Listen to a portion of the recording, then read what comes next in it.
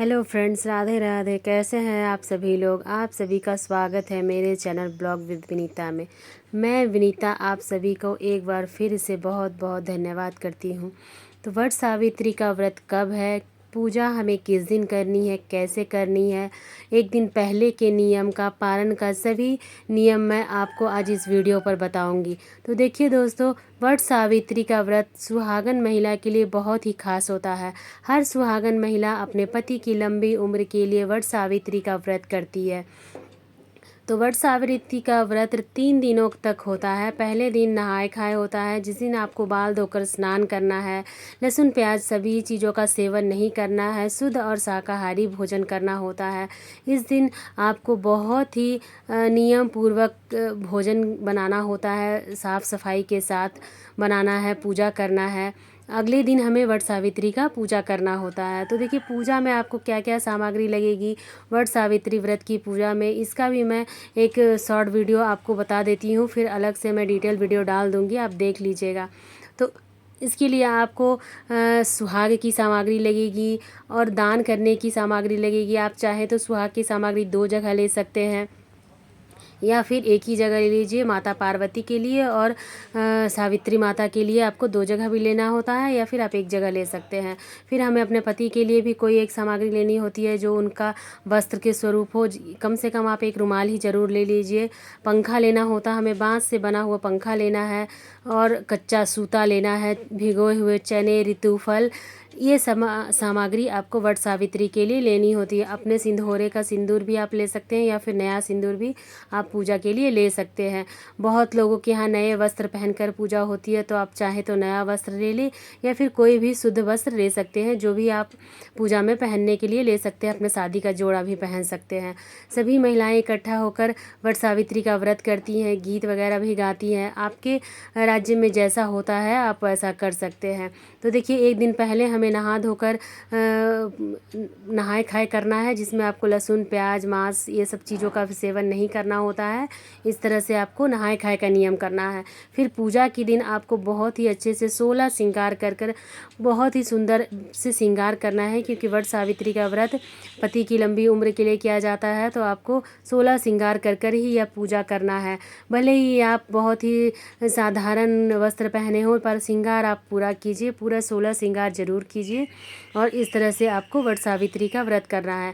इसके बाद पारण का दिन आता है, तो पारण जैसे आपके यहाँ होता है आप कर लीजिए। हमारे यहाँ तो वट सावित्री के दिन ही निर्जला उपवास नहीं होता है। पूजा करने के बाद हम फलाहार का भोजन कर लेते हैं। आपके यहाँ जैसा भोजन होता है आप कीजिए। इसके बाद हमें पूजा के लिए कच्चा सूता लेना है, पंखा लेना है, जैसे कि मैंने आपको बताया, ऋतुफल लेने हैं, सभी सुहाग की चीज़ें लेनी है। सुहाग की चीज़ें आप चाहें तो पंडिताइन को दान कर दें और कुछ चीज़ें अपने लिए भी रख सकती हैं, या फिर आप अपने घर में सासू माँ या जेठानी जिसको हो उनको बायने के रूप में दे सकती हैं। तो इस तरह से आपको वट सावित्री का व्रत बहुत ही सरल तरीके से करना है। इसके अलावा और भी बहुत सारे नियम होते हैं जो कि मैं आपको आज इस वीडियो में बताऊंगी। बहुत सारी सामग्री भी होती है। सामग्री का डिटेल वीडियो मैं चैनल पर डाल दूंगी, आप वहां से जाकर देख लीजिएगा।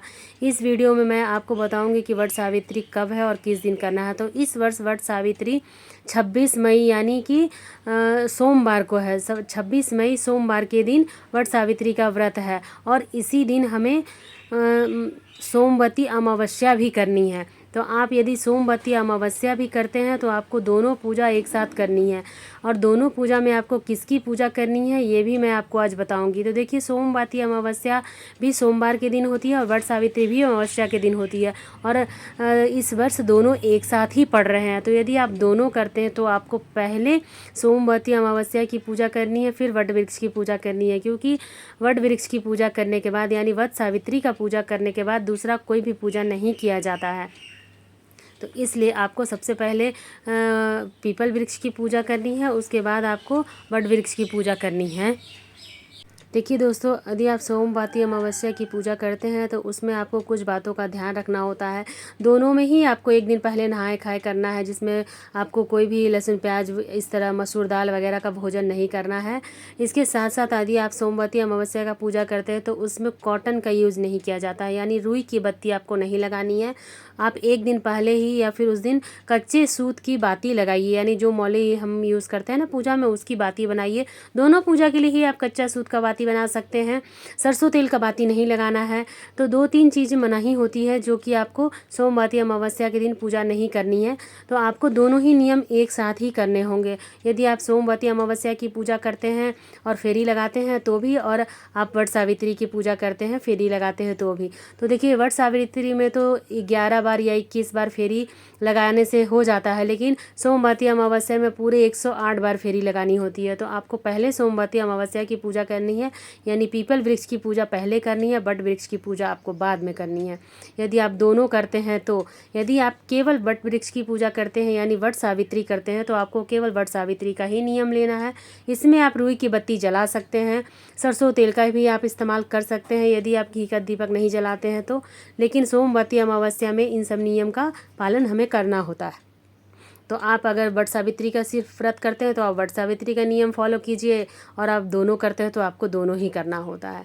इसके साथ साथ वट सावित्री में और भी कुछ चीज़ें हैं जो बहुत ही ज़रूरी होती हैं। जैसे आप मिट्टी का कलश बना सकते हैं या फिर तांबे पीतल का कलश ले सकते हैं, जो भी आपकी इच्छा हो ले सकते हैं, क्योंकि यह बैसाख के महीने में पूजा किया जाता है। तो शीतलता प्रदान करने वाली सभी चीज़ें होती है। अक्षत है, चावल आप एक रात पहले ही भिगो दीजिए, या फिर आटे और गुड़ से बनी हुई मिठाई बना सकते हैं। ये सब चीज़ें आपको बट वृक्ष की पूजा में लगेगी, सोमवती में अमावस्या में नहीं लगती हैं। तो इसके लिए आप इन सब चीज़ों को बना लीजिए। चने एक रात पहले ही भिगो दीजिए, क्योंकि भिगोए हुए चने ही इस पूजा में होते हैं। फिर आप चावल का ऐपन बनाना होता है, तो चावल को आप भिगो दीजिए। फिर आप आटे में ही थोड़ा सा हल्दी मिलाकर ऐपन बना सकते हैं, क्योंकि ऐपन भी वट सावित्री की पूजा में लगाया जाता है। तो इन सब चीज़ों को आप केवल वट सावित्री की पूजा में यूज़ कर सकते हैं। हमारे यहाँ वट सावित्री की पूजा करने के बाद और कोई भी पूजा नहीं किया जाता है, इसलिए हम पहले घर में पूजा करते हैं। और यदि सोमवती अमावस्या भी पड़ जाए तो पहले पीपल वृक्ष की पूजा करते हैं, उसके बाद हम वट वृक्ष की पूजा करते हैं। वट वृक्ष की पूजा कथा में भी है, आपने सुना होगा कि माता वहीं पे पूजा करती हैं जब सत्यवान के प्राण हरे जाते हैं और उनका प्राण के लिए यमराज के पीछे पीछे चली जाती हैं। इसलिए वट सावित्री व्रत में वट वृक्ष की पूजा करने के बाद पूजा नहीं की जाती है। तो आप सोमवती अमावस्या की पूजा अगर करते हैं तो पहले पीपल वृक्ष की पूजा कीजिए, इसके बाद वट वृक्ष की पूजा कीजिए, और पूरे 16 श्रृंगार कर कर ही आप वट वृक्ष की और वट सावित्री की पूजा कीजिए। तो इस तरह से मैंने बहुत ही सरल तरीके से आपको बताया है कि आप वट वृक्ष की पूजा और सोमवती अमावस्या की पूजा दोनों एक साथ कैसे कर सकते हैं, वट वृक्ष की पूजा करने के बाद क्या करना है और उसके पहले क्या करना है। तो आपको यह वीडियो कैसा लगा मुझे कमेंट करके ज़रूर बताइएगा। हम महिलाएं घर में तीज त्यौहार और व्रत कैसे करती हैं, बहुत ही सरल तरीके से यही मैं अपने वीडियो में बताती हूँ।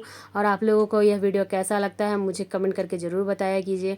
आप लोग कहाँ से हैं और मेरा वीडियो कहाँ से देखते हैं ये भी मुझे बताइएगा। यदि अच्छा लगे तो लाइक कीजिएगा, चैनल पर नए हैं तो सब्सक्राइब कीजिएगा, और मेरे वीडियो को देखते रहने के लिए आप लोगों का धन्यवाद। यदि आप लोगों का और भी कोई डाउट हो या फिर किसी भी टॉपिक पे आप लोग वीडियो देखना चाहते हैं तो मुझे बताइएगा, मैं उसी टॉपिक पे वीडियो बनाकर आप लोगों के लिए शेयर करूँगी। राधे राधे दोस्तों।